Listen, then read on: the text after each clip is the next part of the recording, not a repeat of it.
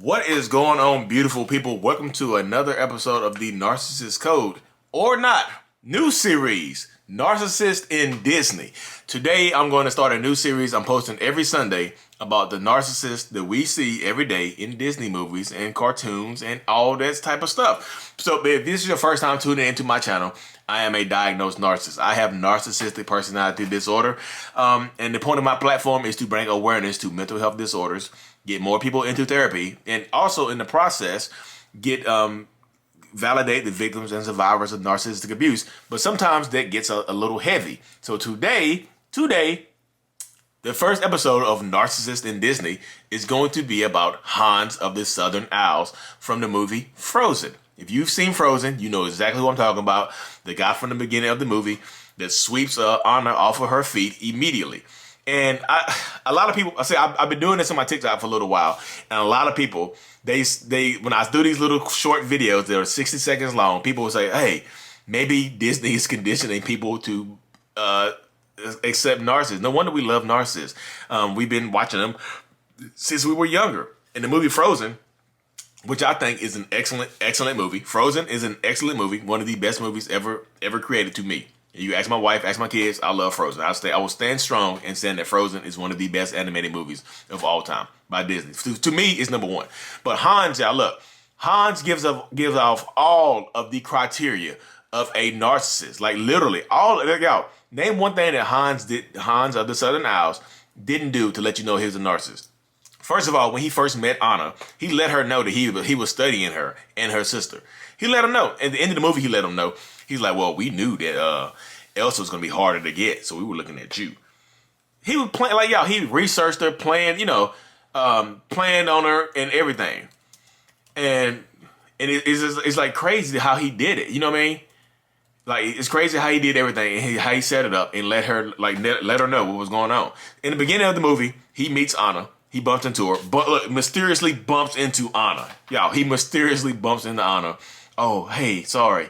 Then he sweeps her off her feet at the party or whatever. They sing this crazy song where he like mirrors her the entire song. Like he spends this entire song mirroring her. You know, he says, look, they say, I know it's crazy. What? We finish each other's sandwiches. Oh, that's what I was going to say. You are not going to say sandwiches, Hans. You were going to say sentences like a normal human being, but you were mirroring her. You wanted to make her think that y'all had the same mindset to sweep her off of her feet even more. Then love is an open door. Like, y'all, look, love is an open door. Like, open the door. Like, he's talking about love. The first night that he meets her, within a couple of hours of meeting her, he's already talking about love is an open door. And then at the end of the song, so he's probably known her for like 3-4 hours tops. At the end of the song, he says, like, you want to do something crazy? She's like young, inexperienced, naive. She's like, what? Will you marry me? And she's like, you want to hear something crazier? Yes. Look, y'all, speed is the weapon of a narcissist. Hans asked her to marry him within 5 hours of knowing her because he knew she was trapped. She was cooped up. She didn't have any other experience with men. She'd been living in a castle for years and years and years after her parents died. Look, so she don't know what love is. She don't know how, she wasn't raised by a man or whatever. She was like literally raised, and her sister was silent the whole time. So she was literally alone, looking for, like, she was like literally a perfect target for a narcissist. She was like the empath. And she was looking for love. Like, you remember the first song she sung? She was looking for love the whole time. And maybe tonight be the night I meet somebody. You met the wrong one. When you're in a tough spot, when you are in a highly emotional spot, highly emotional situation like Anna was, sometimes a narcissist will come through and sweep you off your feet and give you everything that you want.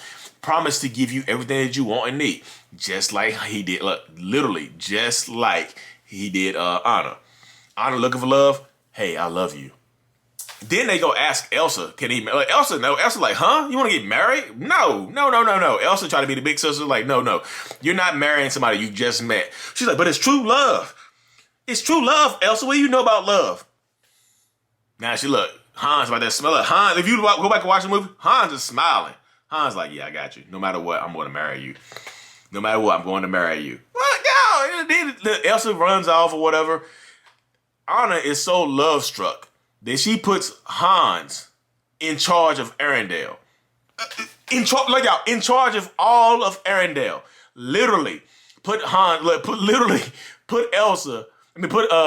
in charge of Arendelle within not only does Hans have a marriage proposal, an accepted marriage proposal, but now he's like the prince, the king of the kingdom within 5-6 hours of meeting Anna.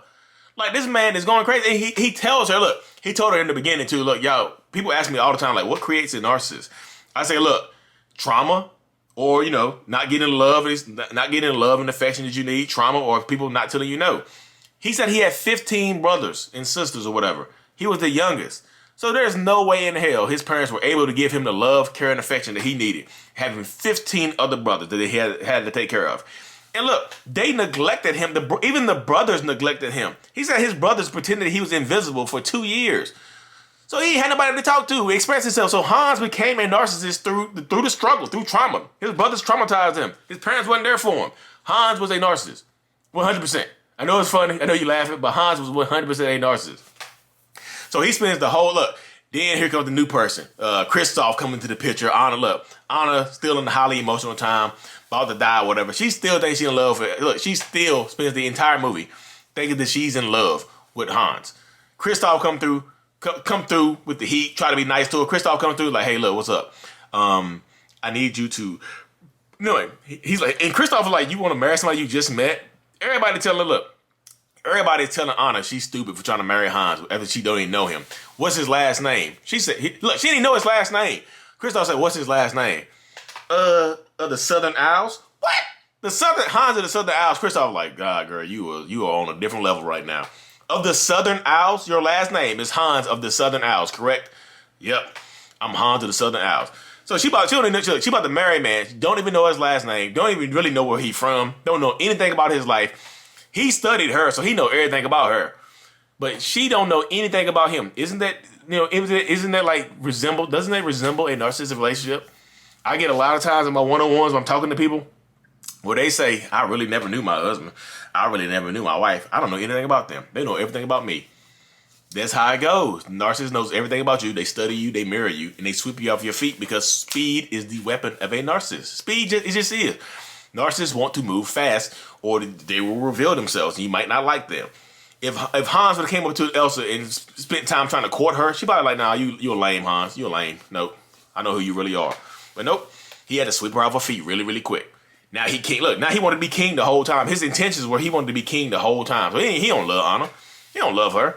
I mean, so Hans is a narcissist. Are you still vibing with me? You're still here now. You're still here. You need to be here.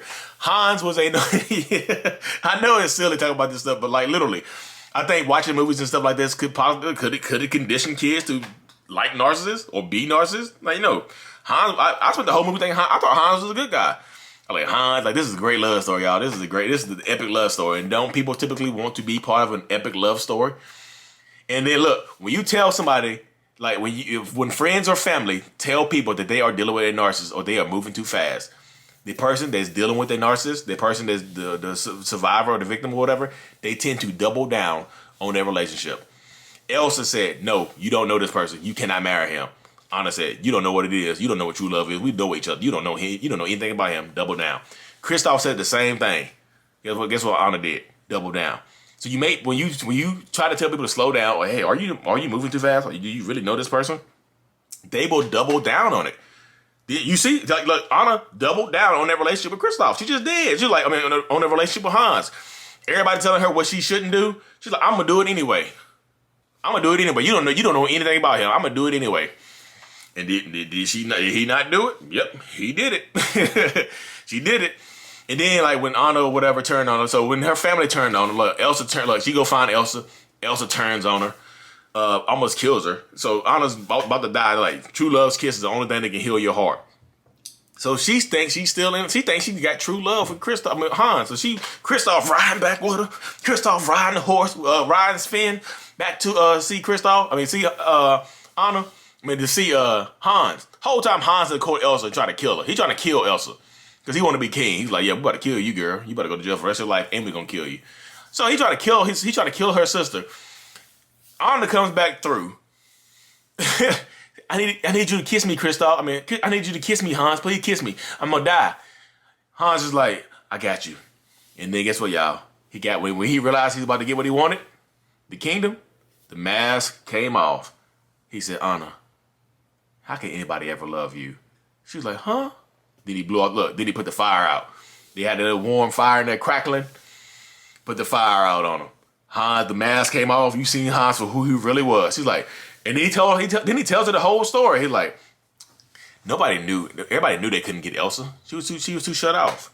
But the young, naive princess, I knew I could get you. The whole time, Hans was the bad guy. What? Hans was a narcissist the entire time, the entire movie. And I was a Hans fan. I was like, I don't know. I liked Hans from the beginning. I was like, maybe because I'm a narcissist, Hans is a narcissist, we vibe. I'm like, I get it. Do you, Hans? Move quick. Hey, you in love? Move quick, boy. Blow the fire out. Try to kill Elsa. He tried to kill Elsa, and he tried to kill Anna. Anna had a glow up at the end though, because look, she found out she gets a new person. Kristoff comes back, kisses her, saves, Kristoff didn't kiss her.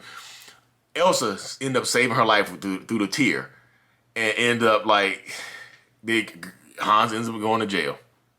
So as you can see, Hans of these Southern Isles was 100% a narcissist. Narcissists have been running rampant in Disney, and I'm going to call them out now. From now on, every Sunday, I'm calling a different narcissist out in Disney. We got to put an end to this. I'm just joking, y'all. This is to just bring some humor and some lighten up my channel. I know my channel can get kind of heavy because it's about narcissists and survivors and victims and therapy and stuff like that. This is literally, y'all, to just lighten up the channel. So don't take this too seriously. I'm just joking. I'm having fun with Disney and narcissism to bring to light some things that we might not have noticed, some things that we might have looked over. Because next week we talk about Aladdin. Oh yeah. Aladdin is a narcissist. Aladdin spent 3 selfish ass wishes on himself, trying to gaslight and manipulate Jasmine, the genie, and everybody. So we tuning into that next week. So tune in next Sunday for Narcissists in Disney. Thank y'all for tuning in. I know this is stepping sideways. I know it is. Trust me, I know it is. But I appreciate every single one of y'all for tuning in. Tomorrow, I'm back to my regularly scheduled program. We're going to talk about love bombing, some other stuff, some other narcissist stuff. But thank y'all for tuning in. I really, truly appreciate all of y'all. Peace.